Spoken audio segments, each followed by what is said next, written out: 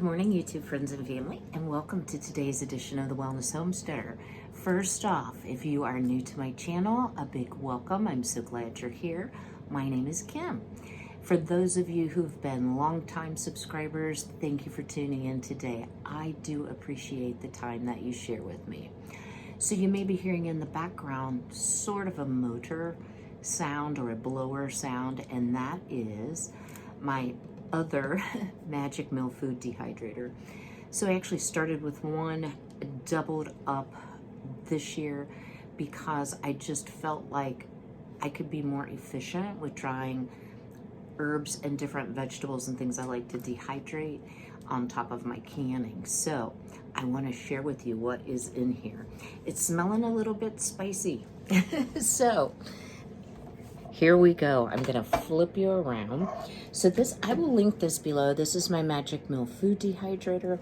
My son just purchased one, and his has a little bit different configuration of buttons. So I will see if his model maybe is different or if they've just changed this model. So this one here that I showed you first is a plastic case. This is all stainless steel. So I'd love to have two of these and divest myself of the plastic, but at any rate, that's what I have. So this one's always my go-to. So I'm just gonna open the door so you can kind of see here what we've got going on. So this is the first time I've ever tried to dehydrate whole peppers. So I have absolutely gorgeous poblano peppers, and I also have jalapeno peppers. These have been going, about 10 hours, and they are still quite moist. I have a feeling the poblanos, being more hollow than the jalapenos, will end up dehydrating faster. But you may be wondering, well, why don't you cut them up? Well, I want to retain all of those seeds and the membranes and the hot parts, because once they are dehydrated, I want to grind them up into a sort of a chili powder. Y'all know my love of spicy food to season things with. If this gets ridiculous and it's, we're going on days, or it looks like things are getting, I don't think that they will mold in here. I may have to go to plan B, but my son has done them this way, so that's what my goal is. So all the peppers that were ripe are off the vine. So what I have left is probably just going to be for eating. So let me flip you back around here. You might notice that, is it dark outside? Oh yes, it's dark outside. I had one of those sleepless nights where I just kept thinking I need to do all the things, right? And the best cure I found for that feeling of overwhelm is, I use note cards, but whatever works for you. I actually make a list. Okay, this is what I have to get done. This is what could get done tomorrow. This is what could be put off later in the week. So I have about half bushel of apples that I want to do a combination of things with. I think I'm going to dehydrate the majority. And the reason being is I love them in oatmeal, granola, and my granola bars. And I made granola bars, was it just yesterday? Yeah, and I noticed how low I'm getting on my apples. So that is gonna be a priority for a little bit later today. And I am going to use my second Magic Mill. And I will share that the inside of this is lined, if you will, with metal, and the trays are metal. So it isn't entirely plastic, it's a plastic casing. So this one is not nearly as durable feeling, and they were basically the same price. This was what they had available when I first purchased this, and this is several years old. All right, so on my list today, keep working on my peppers, prep and dehydrate apples, and then I think I am going to make some apple scrap jelly and run that through the canner quickly. I have been working this week on inventorying jars, lids, all things canning because I'm nearing the end of harvest season, but I do can year round. So I'm in good shape on jars. I have about 14 unused cases of jars, and thankfully plenty of lids. I also have Tatler lids if lids become scarce. So I am good there. I like to get up and get the day started and put away my clean laundry from yesterday and get my bills paid. Well, the bank site's down, so we'll have to worry about that later today. The other thing I have been working on is going through some of my canning books. I can link these below.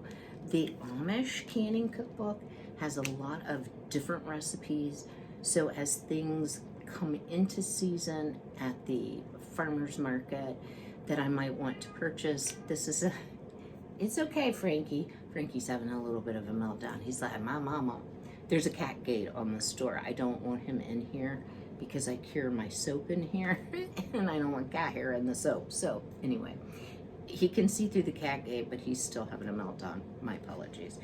So I've been kind of perusing this morning to see if I could come up with, any new items, because I am meeting my girlfriend Mary Beth, who's been in previous videos.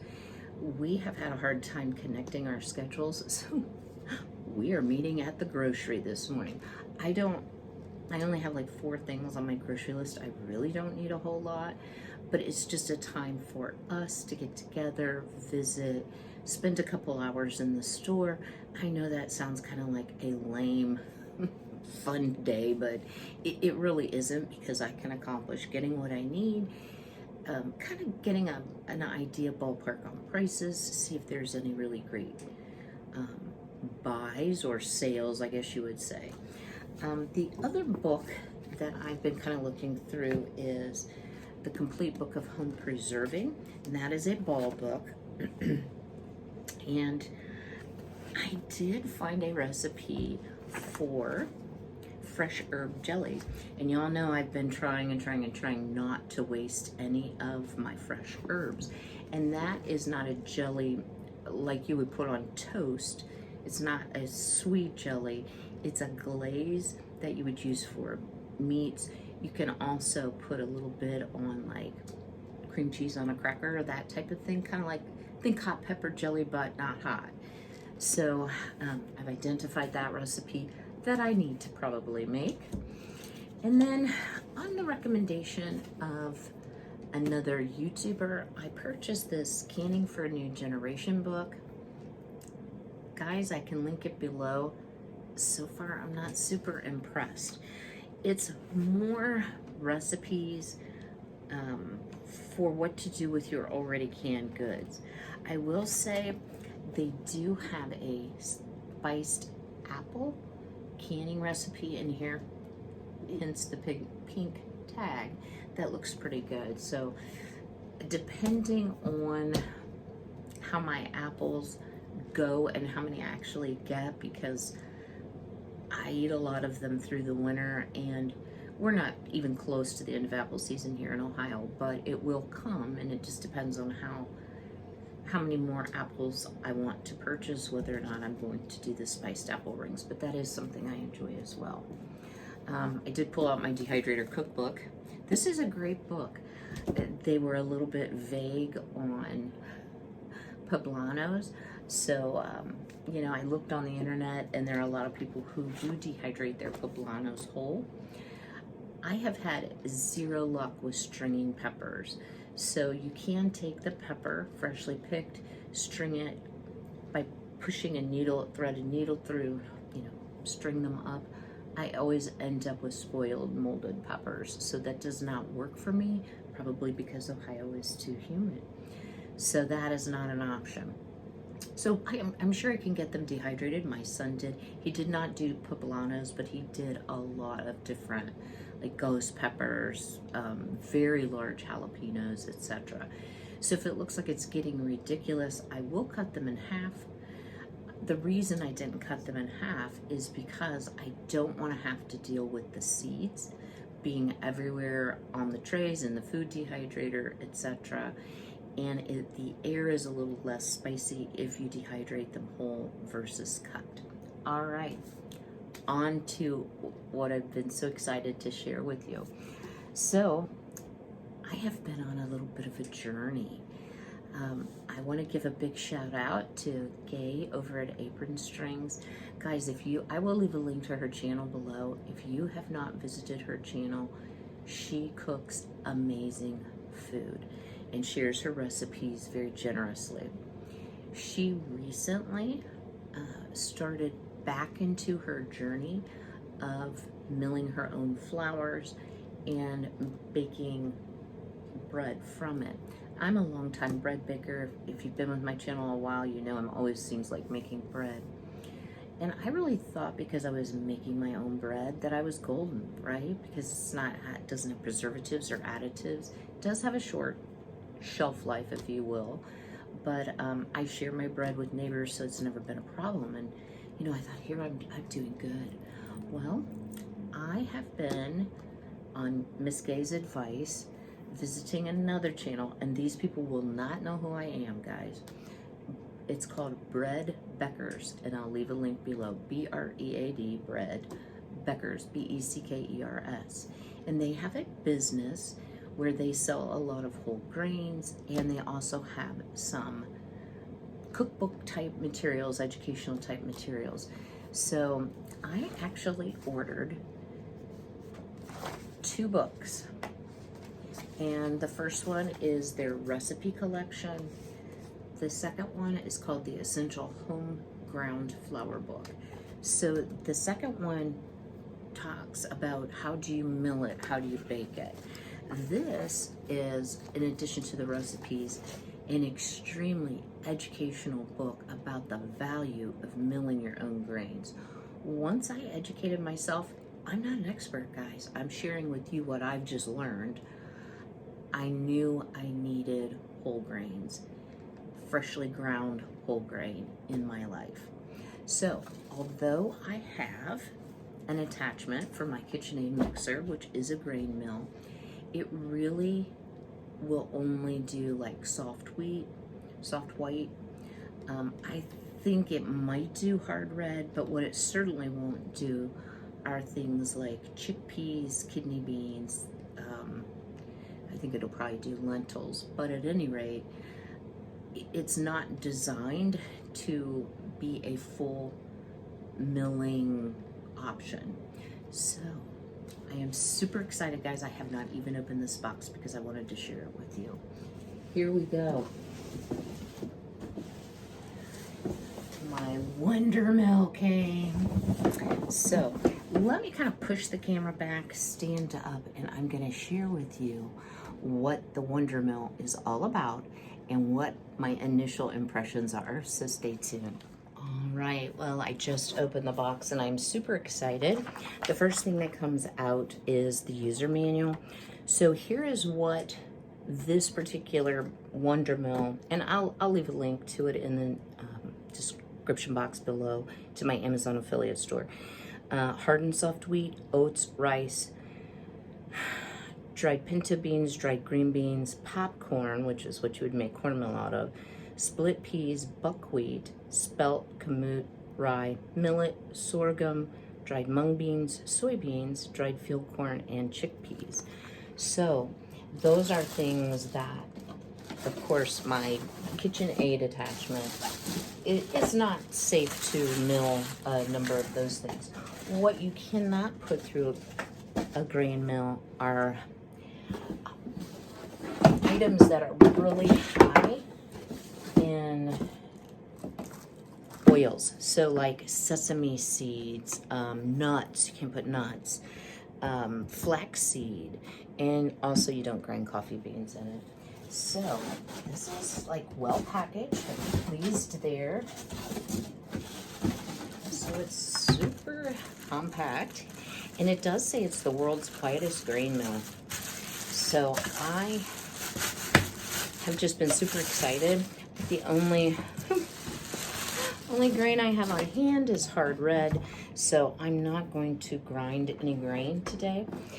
This particular version that I got has the small grain and bean adapter, which was my major reason for choosing this model.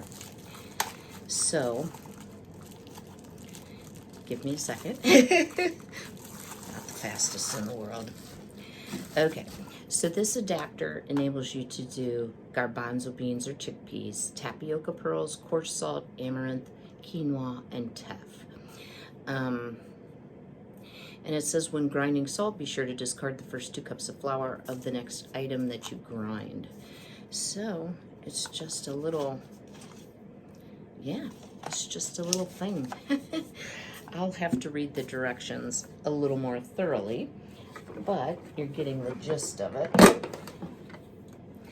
So here is where your grain goes in, and it tells you to turn it on before filling. You don't start your grain mill with grain already in there.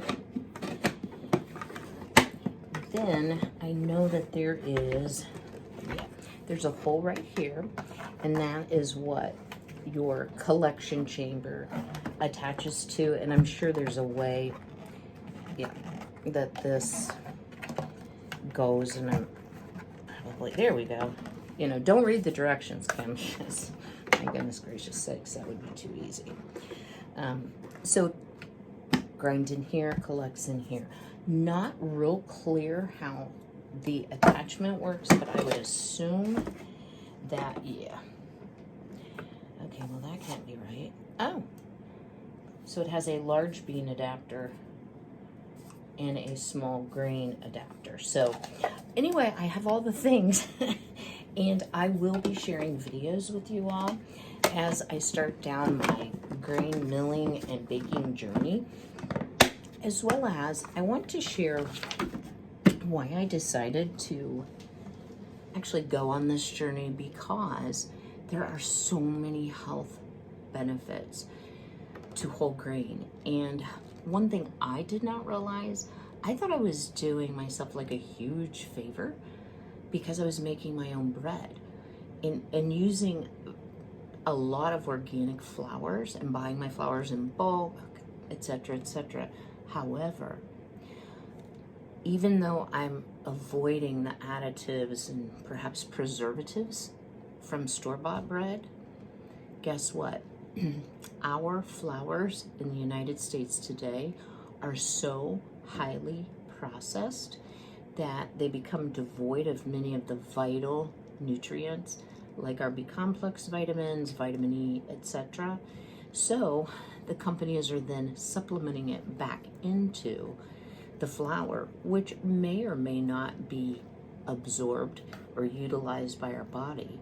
So when you are grinding your own grain, you only grind enough for that batch of bread, pancakes, muffins, quick breads, whatever you happen to be doing.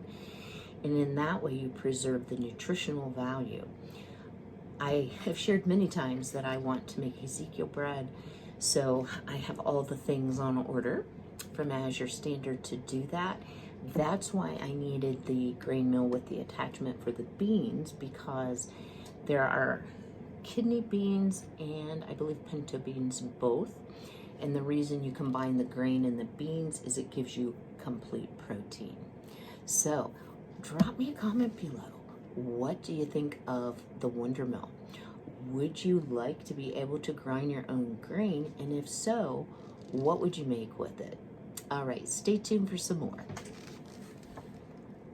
Well, I'm back from a fun outing with a girlfriend. 2 hours in Walmart, just visiting, chitty-chatting. It wasn't crowded at all, which early in the morning is usually a good time to go. I don't have a haul to share with you because I really only bought like a handful of things. So yeah, when I get my Azure Standard delivery, I will certainly be doing a haul. So I would really like to just relax for a while. However, I am going to prep some apples to go in the dehydrator, and I just wanted to share with you how I'm going to do it and how it comes out really well. So stay tuned for just a moment. I need to rewash my hands and I'll be right back with you. All right, I feel better. I wanted to share with you what dehydrated apples look like. So this is dated August 28th, 2020, and this is all I have left. And I had several containers. So this is vacuum sealed, but as you can hear, they're very dry. They've stayed incredibly fresh.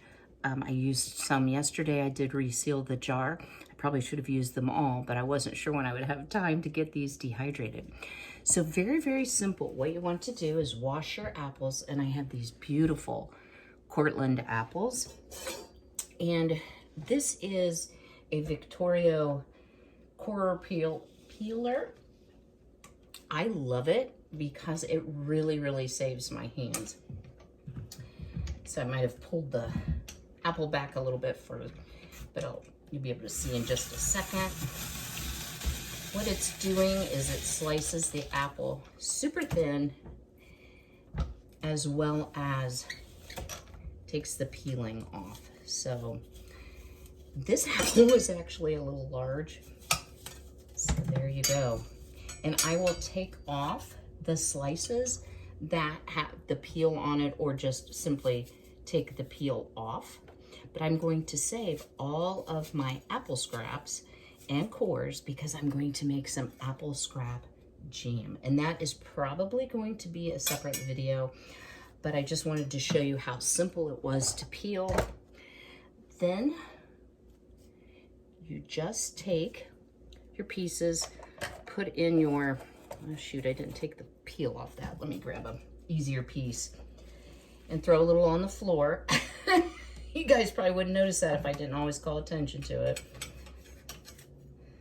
Okay, so even though these are sliced like yay, I cut them in half, put it on my Vidalia chopper, one motion, and it chops them into fine little squares that are really uniform in size. And the nice thing about that is they will dehydrate evenly. All right, so this is what I have.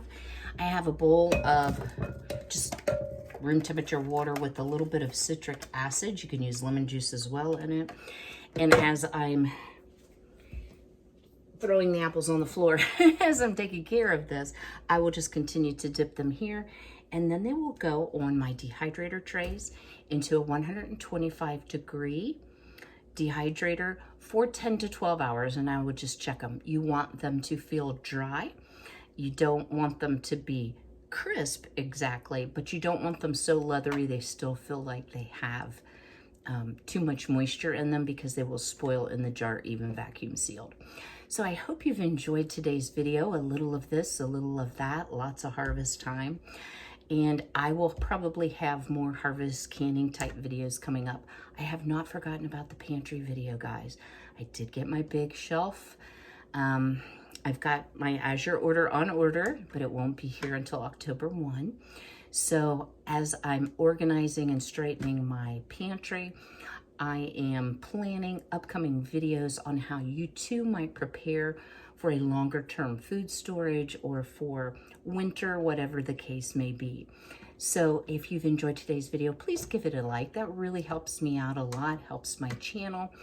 And as always, be healthy, be well, be blessed, and I'll see you all very soon. Take care.